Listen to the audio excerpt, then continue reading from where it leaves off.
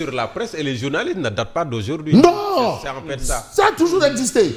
Alors, selon le forum du justiciable, ces coupures ne sont pas de simples incidents techniques qu'on veut nous faire croire. C'est pas ça. C'est le forum du justiciable. Alors, elle relèverait une crise financière profonde qui fragilise l'ensemble du secteur. Mais on a vu Déthié Cissé sortir un communiqué par rapport à justement le traitement de l'État par rapport au Sénélec. J'ai vu, ça c'est les cadres de Sénélec. Il y a eu une parution de Serge-Louis Déthié Cissé qui quand même alertait, posait une question, une interrogation, soulevait un débat.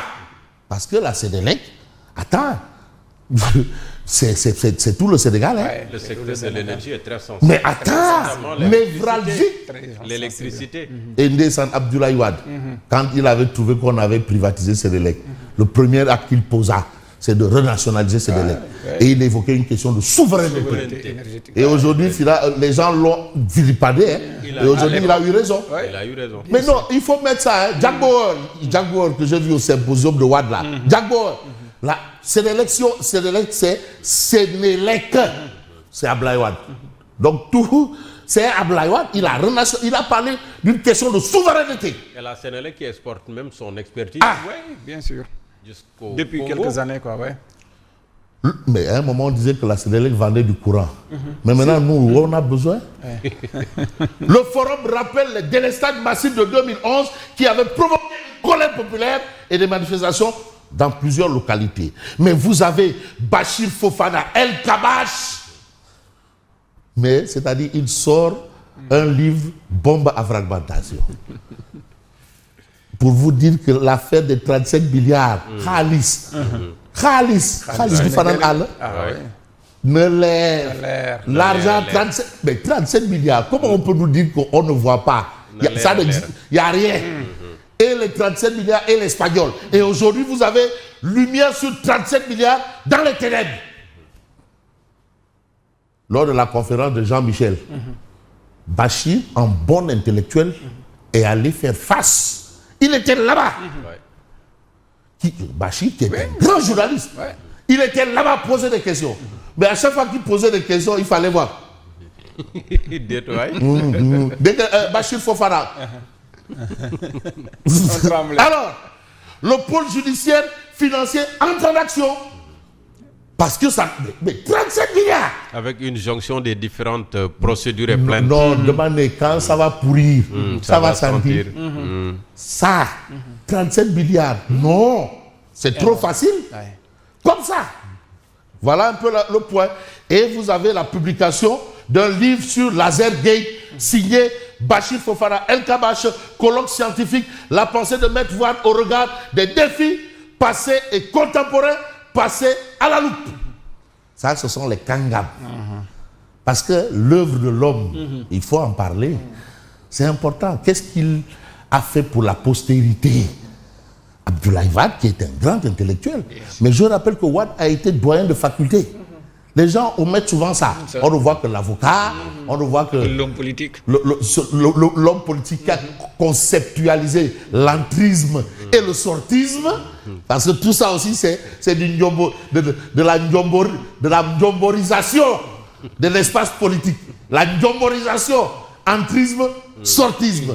Entrisme, pouvoir, comment ça se passe? Sortisme, élection. Alors, la pensée de Maître Wade au regard des défis passés et contemporains, passés à la loupe, ça c'est ce que nous livre Tribune. Mais Tribune nous dit, après une longue procédure judiciaire, Badara Gadiaga recouvre sa pleine liberté. En toute liberté. Nous avons le congrès du Parti Socialiste, Dip Kor Faye, au cœur des appels au renouveau, au générationnel. Mais on ne va pas faire de la généralisation et de la généralité. On va s'intéresser à l'évidence qui parle de guerre froide au sommet. Mais pourquoi faire? Est-ce que ça va pour faire quoi? Oui, il faut le non plus. Oui, il faut le non, takul cintak. Ay guerre au sommet. Est-ce que tu as un cintak? Bon, guerre froide au sommet. Diomaye drague les libéraux, Sonko rafle les partis. Le congrès de PASTEF où une démonstration de force. Voilà ce qu'entend faire Ousmane Sonko, et c'est ce que nous livre l'évidence. Et puis, affaire de 37 milliards Azer AEE Power, le pôle judiciaire financier à l'action. Waouh!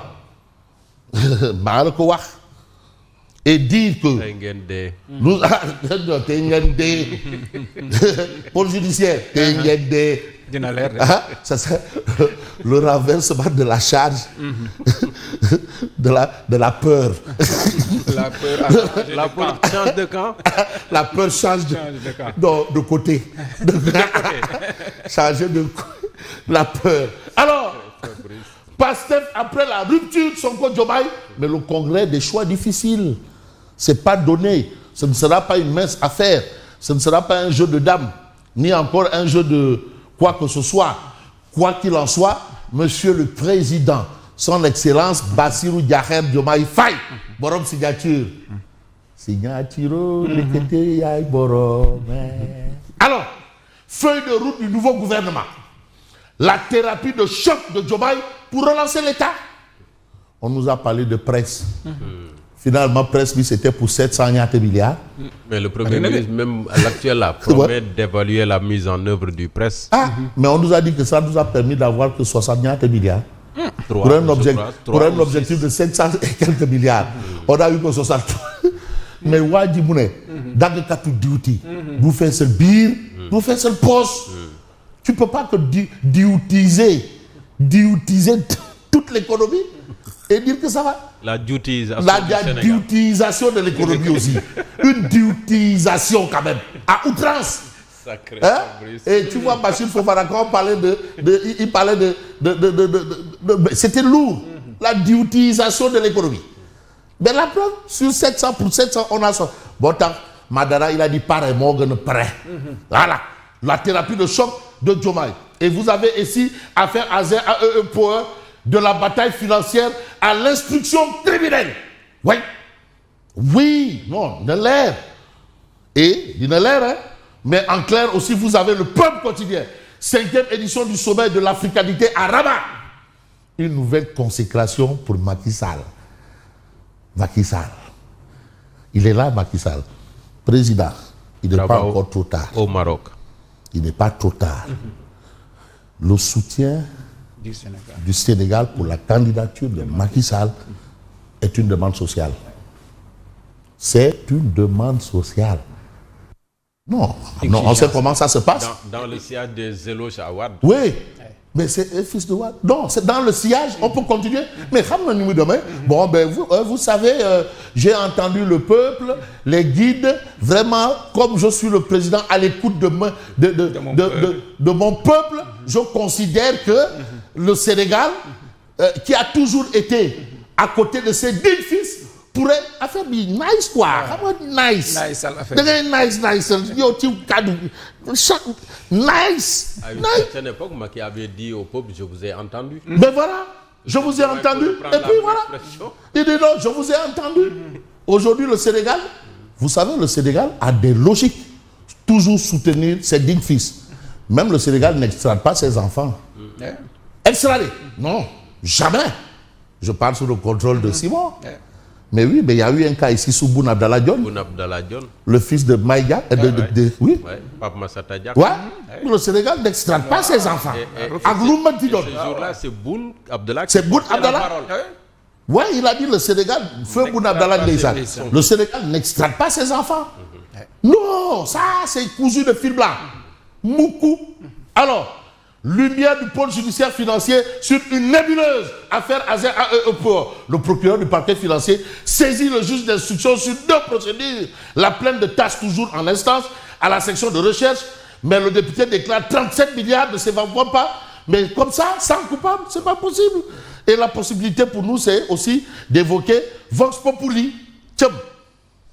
Affaire AEE Power Azer, le parquet financier active la section recherche. Vous avez ici Thierno Alassane Sall. Vous avez le grand parti de Malick Gakou qui fusionne. Le grand parti de Malick Gakou qui fusionne. Et je rappelle que Malick Gakou, à la dernière présidentielle, était Ndaré. Non, c'est ça. Combien de pourcents? Non, 0, il a même battu le record de Mademba Sok. 0, Et même avant Malick Gakou, mais même Boun Abdallah est arrivé avant Malick Gakou. Feu Boun Abdallah. Feu Boun Abdallah, il a réussi à battre Feu Boun Abdallah. Bon, vous avez Maître Djibril War, centenaire du pape Bissopi. Maître Djibril War, mais chante Abdoulaye Wade, et c'est normal. Ouais. Et c'est normal. Ouais. Vous savez, Maître Djibril War, il a reçu des vertes et des pas mûres pour avoir été président de commission des lois et à l'Assemblée nationale à Rebus pour rendre visite à Karim Wade. Oui. Et il a demandé la liberté provisoire de Karim Wade. Il s'est attaqué justement à cette histoire de CREI. Mais Maître Djibril War, lors du sommet de la francophonie, quand les gens s'attaquaient justement à Abdoulaye Wade et sa position, il leur a dit vous n'avez pas le droit. Oui. Je vous l'interdis. Non, c'était un je ne vais même pas dire un wadiste, c'est un wadayon. Moi, il m'a rendu visite 2 fois. C'est même pas un wadiste, mais Djibril Wade, c'est un wadayon. Ouais. Et je rends hommage également à Feu Ndiogou Waksek. Le dimanche et le lundi. Mais Maître Djibril Wade, je vous donne une info, c'est eux qui animaient le journal Il est midi de Ndiogou Waksek, Maître Djibril Wade et Diène Farba Sarr. Diène Farba, oui. Il n'a pas forgé l'admiration des autres par le glaive. Il n'a pas non plus conçu son respect par la terreur, le feu et le sang. Lui qui a toujours refusé de marcher sur des cadavres pour aller au palais de Roum. C'est ce que rappelle Maître Djibril War. Madame Brokonom, il n'a pas été un adepte de ce que tout le monde sait, les 2 thèmes là. Voilà. C'est ce que les 2 expressions là. Expression pour expression, vous avez ici Walf Quotidien, Pastef prend du volume. Le grand parti de Malick Gakou a rejoint Pastef. Ça, c'est ce que nous livre Walf Quotidien. Je crois que je vais m'en arrêter là et vous dire merci peut-être, avant, peut-être évoquer cette actualité. Bangoune Latir, la même chose sur Ndoye Bracelet. Voilà, Ndoye Bracelet. Borom. Samuel Sarr, c'est off depuis. Non, Samuel Sarr, c'est géré. Pas vraiment, monsieur le grand Samuel Sarr. Non, vraiment, il faut. Apaiser. Non. Et sortir pas Malick Ndour aussi. Non, pas Malick, non. Nep. Sénégal jëm kanam. Wala bok. Bonne continuation. Merci. Demain. À demain. Ah oui, à TLV c'est demain et je reçois Big Cham de Kopega. Et il faut bien parler. Vous êtes dans le monde rural. Ah oui, il faut bien parler du legs de Mabouba. Mabouba, qu'est-ce que Mabouba nous a laissé à part les 50 groupes WhatsApp et autres là. Pourquoi ne pas parler du leg de Badiane Yassi Tamit? Non, ça va venir. Mais même de rire. Et aborder les défis que Cheikh Omar Ba doit relever. Ah, mais bien sûr. Mais hier, on a parlé de rire. On a dit de rire. Merci Fabrice, c'est bon week-end. Mais rire. Fabrice, c'est un bon week-end. On se retrouve lundi. Lundi, Inch'Allah. Voilà, on se retrouve lundi. C'est l'actualité, c'est dans un instant.